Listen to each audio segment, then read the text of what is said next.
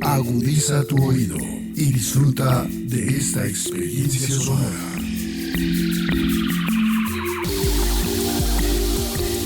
Este es un podcast Radio Unal.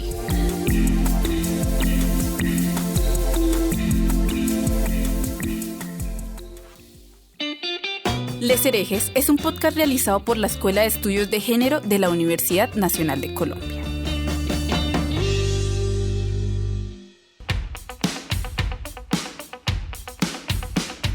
Les Herejes disienten de las estructuras hegemónicas impuestas, controvierten sobre creencias que parecen inamovibles y proponen, desde una perspectiva feminista, nuevas opciones para comprender y construir otras formas de pensar y sentir la vida.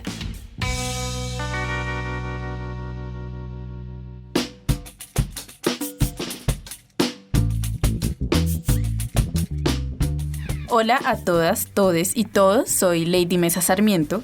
Y yo soy Juliana Gómez Puerta. Y somos parte del equipo de comunicaciones de la Escuela de Estudios de Género. En el episodio anterior abordamos algunos de los hitos en las luchas por el derecho al aborto en Colombia, enfocándonos en las décadas de los 70s, 80s y 90s y en los precedentes que llevaron a la sentencia de la Corte Constitucional del 10 de mayo del 2006. En este episodio seguiremos abordando la historia de la lucha por el derecho al aborto en Colombia, enfocándonos en el periodo comprendido después de la sentencia de la Corte Constitucional del 2006 hasta el 2022, con la sentencia que despenalizó el aborto hasta la semana 24. Queremos revisar cómo fue el proceso para la demanda presentada por el movimiento Causa Justa y las transformaciones en el marco jurídico y regulatorio que trajeron las sentencias en estos años. Para profundizar en estos temas, tenemos como invitada a Ana Cristina González Vélez. Ella es médica máster en investigación social en salud y doctora en bioética, ética aplicada y salud colectiva. Es investigadora, docente y experta internacional en el campo del derecho a la salud y los derechos sexuales y reproductivos y la igualdad de género. En su trabajo, en el cual ha ocupado posiciones en todo el espectro de su profesión, se resalta su rol como asesora internacional para distintas agencias del Sistema de Naciones Unidas, tales como UNFPA, la OMS y la CEPAL, y como exdirectora nacional de Salud Pública en Colombia. Es cofundadora de la Mesa por la Vida y la Salud de las Mujeres, organización de donde surge el movimiento Causa Justa, del cual ella es pionera, y movimiento que puso a Colombia en la vanguardia de América Latina con la regulación sobre aborto más garantista de la región. Por esta lucha, Ana fue reconocida por la revista Time como una de las 100 personas más influyentes del mundo en la categoría pionera y fue también personaje del año en Colombia según El Espectador y El Tiempo. Ella es también cofundadora del Grupo Médico por el Derecho a Decidir e integra la articulación feminista Marcosur, una corriente de pensamiento y acción política latinoamericana. Actualmente se encuentra realizando un fellow sobre el liderazgo de mujeres en la salud global con la Universidad de Harvard. Muchas gracias, Ana Cristina, por acompañarnos en este episodio. Es un gusto tenerte con nosotras. Para iniciar la conversación de hoy, Ana, ¿nos podrías contar acerca de los precedentes jurídicos y regulatorios que llevaron a la despenalización parcial del aborto en mayo de 2006? A mí me gustaría empezar esta parte de la conversación contándoles un poco que una de las organizaciones que nació a finales de los años 90 en Colombia, no la única, fue la Mesa por la Vida y la Salud de las Mujeres. Nosotras nos creamos en el año 1998 en un momento en el que en Colombia estaba totalmente prohibido el aborto, un poco con la pregunta de cómo podemos hacer para empezar a hablar más y más vocalmente y en voz más alta sobre el tema del aborto en un contexto de absoluta ilegalidad. Y realmente a mí me parece importante contar esto porque esto marca de alguna manera lo que en cierto sentido pasó más adelante en varias de las batallas que vinieron después de la creación de la mesa. Yo no me voy a detener como en el trabajo que nosotros hicimos puntualmente, pero durante esos años a mí me gusta recordar que nosotras vimos, o por lo menos yo vi una luz de esperanza en el cambio de la conversación sobre aborto en Colombia en el año 97, un poco antes de que nos constituyéramos formalmente, cuando a un ciudadano colombiano se le ocurrió que la prohibición total que había en Colombia no era un castigo suficiente, porque teníamos una cosa que se llamaba el eximente de la pena en los casos de violación. Eso quería decir que si una mujer que había sido violada abortaba, el juez, o sea, de todas maneras tenía que haber un proceso judicial, podía decidir si aplicaba o no la pena. Y a él le pareció que eso era un exceso de libertad y entonces él demandó ante la Corte esa norma para que la prohibición fuera todavía más agresiva y se eliminara esa excepción de la pena. La Corte en ese momento resolvió dejar las cosas como estaban en una sentencia que además a mí me impresionó mucho cuando leí porque era una sentencia que citaba encíclicas papales, pero en esa misma sentencia el magistrado Carlos Gaviria y Montealegre, no recuerdo cuáles otros magistrados, hicieron un salvamento de voto que fue muy importante porque ellos aprovecharon esa discusión para decir que el aborto en Colombia no debería estar prohibido, no solamente no debería agravarse, sino que no debería estar prohibido, que había que avanzar como en la despenalización. Y yo recuerdo mucho eso porque estaba tan cerrada la conversación que ese salvamento que no tiene, digamos, un carácter jurídico en el sentido de que no cambiaba la realidad de la ilegalidad del aborto, se convirtió como en una luz de esperanza. Por eso en el año 2006, cuando la Corte Constitucional, respondiendo a una demanda que presentó la organización Women's Link, decidió despenalizar el aborto en Colombia en 3 circunstancias, nosotras en la mesa nos dimos a la tarea de trabajar por la implementación de esa decisión judicial. Y esto yo creo que marca mucho los años posteriores o los últimos años, digamos, de la batalla sobre el aborto en Colombia, porque la Corte simplemente dijo en ese momento que el aborto iba a estar permitido en 3 circunstancias, que eran para salvar la vida o la salud de las mujeres o en caso de riesgo para la vida o la salud, y ese O es muy importante porque la Corte separó la salud de la vida y lo que dijo era que había que proteger la salud y había que proteger la vida, no solamente cuando la salud estuviera en riesgo tal que pusiera en juego la vida, sino que la salud tenía un valor por sí mismo. Dijo también que en los casos de violación, aunque esa causal es mucho más compleja porque habla de la inseminación artificial no consentida, y esto lo mencionó aquí para mostrar que las razones de la Corte no siempre han sido las razones de las mujeres, pues en Colombia es básicamente imposible hacerse un procedimiento de fecundación in vitro, imagínense, para que a uno lo inseminen artificialmente de forma no consentida. Y eso, sin embargo, fue una de las razones para la Corte. Y la última fue la malformación fetal. Entonces nosotras en la mesa hicimos 2 cosas. La primera, acompañar mujeres que experimentaban barreras para el acceso a los servicios. Y en ese trabajo de identificación de las barreras, nosotras desplegamos un conjunto de estrategias legales y administrativas para resolver el caso individual, pero al mismo tiempo fuimos acumulando un conocimiento sobre cuáles eran las barreras que experimentaban las mujeres. ¿Para qué queríamos ese conocimiento? Para incidir en la política pública, para poder decir hay que regular estos aspectos o estos otros, o para insistirle a la Corte en que precisara en jurisprudencia, digamos, futura que vino después del año 2006 sobre algunos de los vacíos. Y por otro lado, decidimos trabajar en lo que nosotras llamamos la interpretación de las causales. Ese fue un trabajo que se promovió desde la mesa con una alianza en México, que era la Alianza por el Derecho a Decidir. Fue un trabajo para toda América Latina porque lo que dijimos fue: las causales existen hace casi un siglo en muchos países de la región, de hecho en otros países como en ese momento España, pero las causales no sirven para que las mujeres accedan a servicios de aborto legal. ¿Qué quiere decir eso? En el marco de los sistemas de salud. Porque una de las razones por las que eso no sucedía es que las causales están puestas ahí de manera muy general y le corresponde al profesional de la salud interpretar qué significa un riesgo para la vida, un riesgo para la salud y además certificarlo. Y aunque en Colombia se establecieron muy pocos requisitos para acceder a las causales, los requisitos eran certificado en caso de riesgo para la vida o la salud, certificado en casos de malformación o denuncia en casos de violación, esos certificados de alguna manera operaban como una especie de autorización.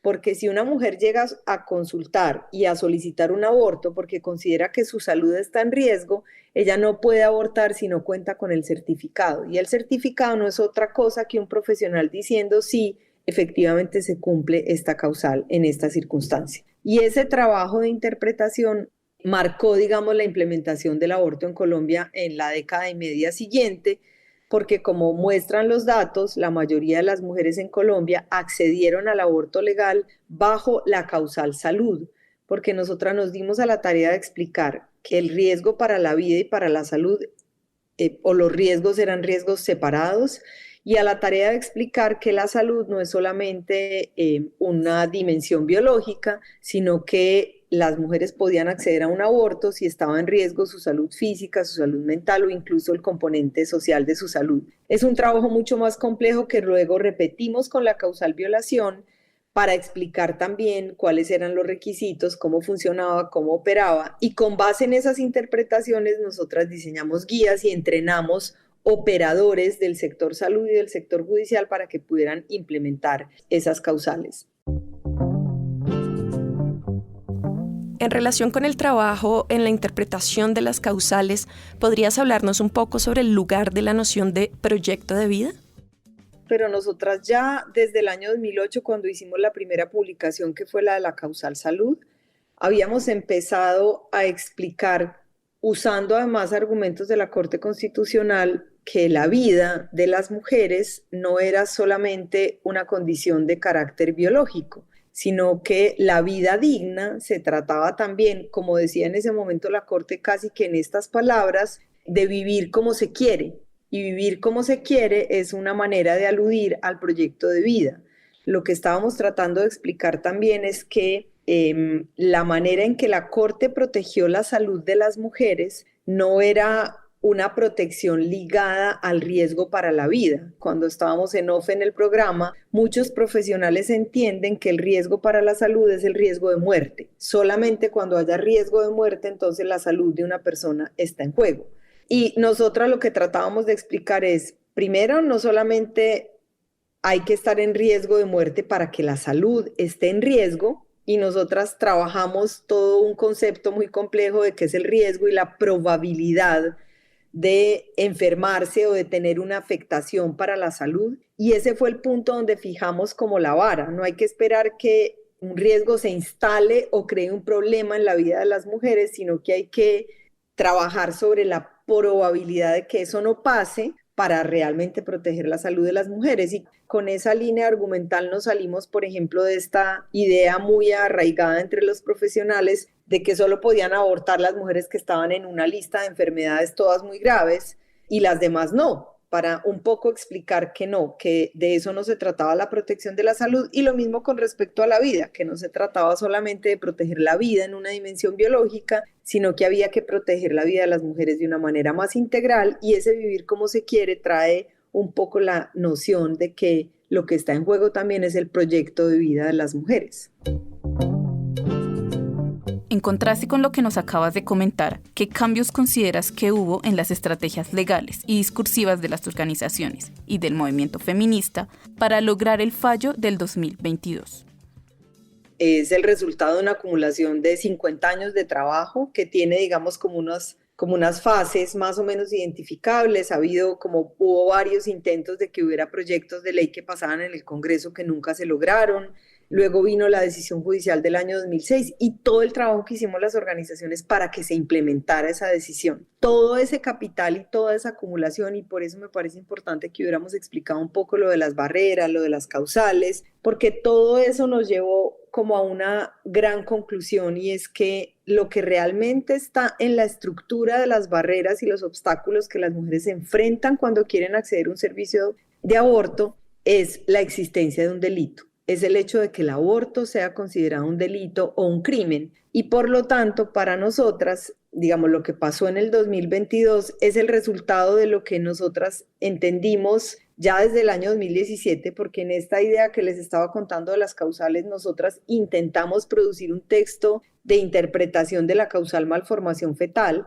Y en una conversación con los grupos de personas con discapacidad nos dimos cuenta de que esa causal era una causal que desafiaba de manera muy negativa a los grupos, digamos, de personas que trabajan por los derechos de la gente con discapacidad, porque había muchas cosas en juego sobre la simbología de una causal malformación fetal. Entonces, en ese momento nosotras en la mesa entendimos que había que volver a nuestro objetivo original, que era la despenalización total del aborto, y que eso realmente lo que nos estaba mostrando es que el delito de aborto estaba en la estructura de todas esas barreras, y lo que nosotras queríamos o decidimos proponer fue un cambio de paradigma. Así que cambió bastante la estrategia, porque el cambio de paradigma suponía: no vamos a disputar más desde la orilla, una causal más, una semana más. Vamos a disputar por lo que está en el corazón de esta lucha, que el delito es un delito ineficaz porque no evita los abortos que se supone que va a evitar. Es más, la mayoría de los abortos en Colombia después del año 2006 seguían siendo ilegales. Solo entre el 1 y el 9% de los abortos ocurrían en el marco del Sistema General de Seguridad Social en Salud. Era contraproducente, porque no solo las mujeres no dejaban de abortar, sino que lo hacían de forma insegura. Pero no todas las mujeres. El 53% de las complicaciones por aborto en Colombia recaen sobre las mujeres rurales. Y además era un delito injusto, porque no todas las mujeres eran criminalizadas por el delito de aborto.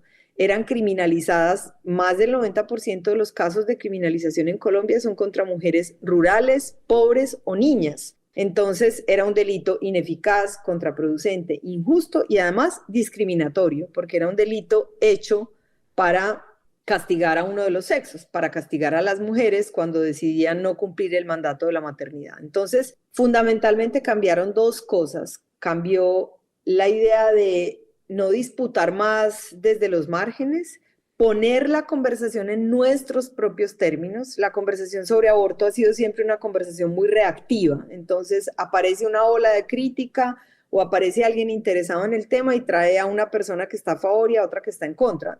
Nadie sabe bien qué significa a favor y en contra, pero en todo caso dos antagonistas, y nosotras decidimos: nos queremos salir de ahí, queremos realmente explicarle al país por qué ese delito no debería existir y transformar el paradigma en el que se regula el aborto en el país. Lo que queríamos explicar aquí es que eliminar el delito de aborto nos permite recuperar esa dimensión biográfica, primero traer la vida de las mujeres al centro de la conversación, pero no solo como biología, sino también como biografía. Y en cuanto a la estrategia, que fue una estrategia larga, me gustaría dejar dos cosas claras. Nosotras hicimos muchas cosas: trabajo pedagógico con distintas audiencias, comunicación política o movilización social, porque trabajamos redes sociales, calles, medios de comunicación. Generamos nuevo conocimiento de investigación, como la investigación sobre criminalización, que para mí marcó un hito en el debate sobre aborto en Colombia. Causa Justa tiene presencia en más de 20 regiones del país porque queríamos que esta fuera realmente una conversación nacional y no solamente de algunos grupos de mujeres desde Bogotá, pero teníamos también una estrategia legal. Nosotras no arrancamos Causa Justa para poner una demanda. Eso vino con la conversación. Nosotras arrancamos Causa Justa para abrir la conversación pública sobre aborto en nuestros términos y plantear esa crítica al uso del derecho penal. Y pensamos que en algún momento del camino, yo personalmente pensé que iban a pasar 5 años, hasta 10, antes de que pudiéramos hacer otra cosa distinta, íbamos a desplegar una estrategia legal que podía ser un proyecto de ley en el Congreso, una nueva demanda ante la Corte Constitucional, o un trabajo, por ejemplo, con la Comisión de Política Criminal. Solo que la oportunidad de hacer la demanda se presentó mucho antes de lo que creíamos. En febrero, casi cuando nosotras lanzamos el movimiento Causa Justa en febrero, una abogada antiderechos puso una demanda pidiéndole a la Corte que otra vez penalizara completamente el aborto, y ahí nos dimos cuenta que la Corte no solamente no iba a retroceder, sino que tenía algunos asomos de intención de avanzar, y por eso decidimos presentar una demanda conocida como la demanda del movimiento Causa Justa, que la Corte se tomó 523 días en resolver y que nos dejó un fallo histórico que puso a Colombia a la vanguardia de América Latina y del Caribe y del mundo, con un modelo que no elimina completamente el delito como nosotras queríamos, y ese sigue siendo un pendiente en nuestra batalla, pero que elimina el delito hasta la semana 24, argumentando que las razones de las mujeres y su libertad de conciencia tiene que prevalecer sobre cualquier otra, y que ese es un periodo que la Corte considera razonable para proteger a las mujeres y después proteger la vida en gestación, y que después de ese periodo se siguen aplicando las 3 causales que ya conocíamos.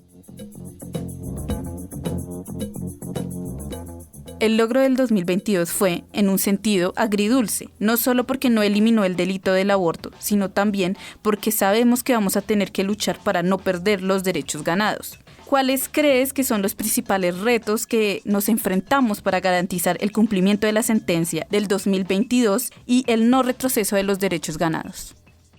Sí, pues una conquista que fue muy importante, pero al fin y al cabo parcial. La Corte Constitucional tenía en sus dos ponencias, para recordar, Causa Justa presentó una demanda, pero hubo otra demanda de un estudiante, ambas con la misma pretensión. La que finalmente resolvió la Corte primero fue la demanda de Causa Justa. Tenía inicialmente unas ponencias, según se filtró en la prensa, para eliminar el delito de aborto del Código Penal. Es decir, nuestro argumento era un argumento muy sólido. Y si uno lee la decisión de la Corte, el argumento de ellos principal es decir que el derecho penal no debería ser la primera cosa que se utilice para regular el aborto. Es decir, ellos entendieron, de hecho entendieron que estaba en la base de las barreras, y toda la decisión de la Corte dice: el delito de aborto vulnera el derecho a la salud porque no hay acceso a los servicios, vulnera el derecho a la igualdad porque no todas las mujeres se ven igualmente afectadas, habla de las migrantes, y vulnera la libertad de conciencia porque le impone a las mujeres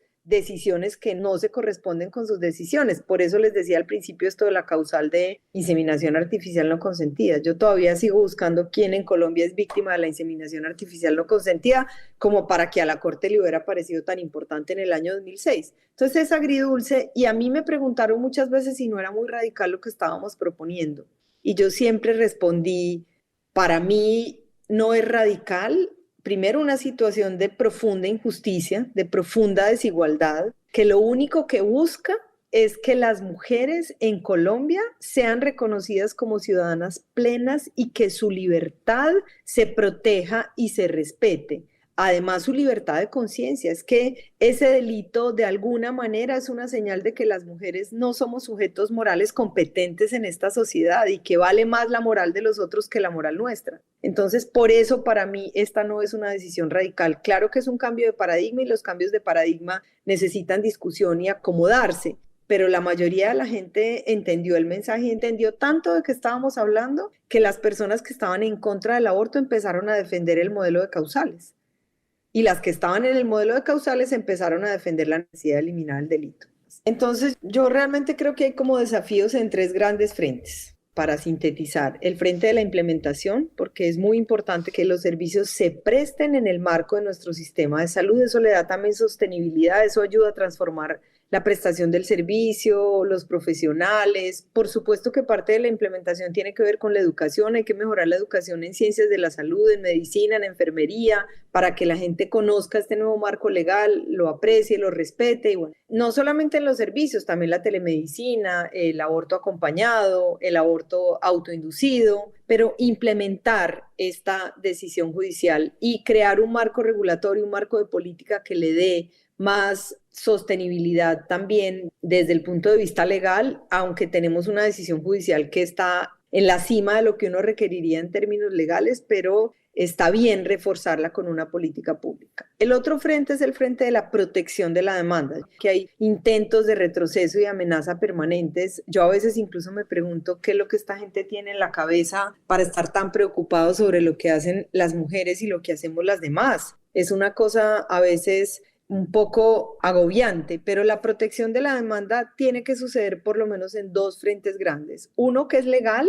Entonces hay que estar atentas a todas estas solicitudes de nulidades, a cuando quieren tumbar las normas, a cuando quieren hacer referendos y responder como sociedad, pero también hay una protección de la demanda que es política. Nosotras hemos visto ya clarísimamente que en época electoral vuelve y sale el tema del aborto y vuelve y sacan los fantasmas y vuelven los ataques contra lo que quiera que sea la decisión de ese momento. Y es muy importante que tengamos voces que contesten también políticamente, porque estos personajes se ocupan de hablar del aborto solo en coyuntura electoral. Por supuesto que no les interesa la vida de las mujeres, y menos la vida entendida como una vida digna, biográfica y como un proyecto. Y también hay una protección que es social. Quienes defendemos y quienes trabajamos más directa y expresamente, sobre todo las mujeres en las regiones, muchas veces se ven expuestas pues al maltrato, al estigma, a la marginalización y algunas incluso a las amenazas. Entonces ahí también tenemos como un frente de trabajo. Y el último frente de trabajo, que es el que llamamos de despenalización social, que de alguna manera es el que yo espero que en algún momento nos lleve a que el delito de aborto deje de existir, porque alguien un día se va a encontrar revisando el Código Penal diciendo, ¿y este delito por qué existe? Está como obsoleto este delito. Así como está pasando ahora con algunas conversaciones, me gustaría que no pase mucho tiempo para que ese delito deje de existir y dejen de amenazarnos con que acá está el delito, en algún momento esto va a ser un delito. Pero la despenalización social sí es qué más tenemos que ganar o qué más podemos ganar en esta conquista. Y yo resumo la despenalización social como ganarse la cabeza y el corazón de las personas. La sociedad colombiana tiene que entender que esta decisión que despenaliza el aborto, incluso la eliminación del delito, es la decisión más pacífica, porque no obliga a ninguna mujer que no quiera interrumpir un embarazo a hacerlo. Las mujeres que quieren llevar adelante un embarazo y ser madres tienen que ser protegidas, tienen que ser cuidadas y celebradas. Pero las mujeres que no desean llevar adelante un embarazo no pueden ser forzadas a hacerlo y tampoco a ser madres. Y esta decisión es la que nos permite que esas dos cosas convivan. Y eso para mí pasa porque todo el mundo entienda que esa es una decisión de carácter íntimo, personal, que las razones válidas son las razones que a cada mujer le dicta su conciencia y que las mujeres somos sujetos morales plenos, que esta sociedad tiene que respetar en esa totalidad y en esa integralidad. Y eso, para mí, es ganarse la cabeza y el corazón de las personas. Muchas gracias, Ana Cristina, por acompañarnos hoy. A quienes nos escuchan, pueden seguirnos en nuestras redes sociales. Nos encuentran como Escuela de Estudios de Género. Y allí publicamos todos nuestros eventos y convocatorias y algunas otras cosas que traemos para ustedes desde la Escuela de Estudios de Género. Recuerden que esta temporada de Les Herejes está inscrita en el lanzamiento del premio Lucy Vartenberg en colaboración con la Mesa por la Vida y la Salud de las Mujeres. En el episodio de hoy nos acompañó Ana Cristina González Vélez. Fue conducido por Lady Mesa Sarmiento y Juliana Gómez Puerta con apoyo de la Escuela de Estudios de Género y podcast Radio UNAL. La producción estuvo a cargo de Alejandra Carvajal. Muchas gracias por escucharnos. Desde Les Herejes queremos seguir mejorando y trayéndoles cosas nuevas. En nuestras redes sociales podrán encontrar un formulario donde podrán escribirnos las sugerencias y comentarios que tengan con respecto al podcast. Si te interesa aprender sobre los estudios feministas y de género y profundizar en el tema tratado en este episodio, busca la BDF, la Biblioteca Digital Feminista Ofelia Uribe de Acosta. Cuenta con más de 2.000 textos para la consulta y descarga.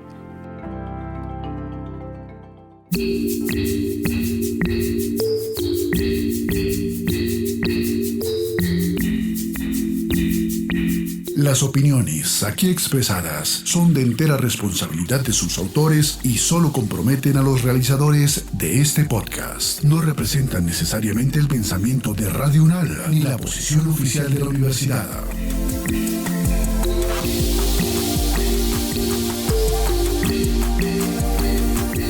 Este y otros podcasts en nuestro sitio web podcastradio.unal.edu.co.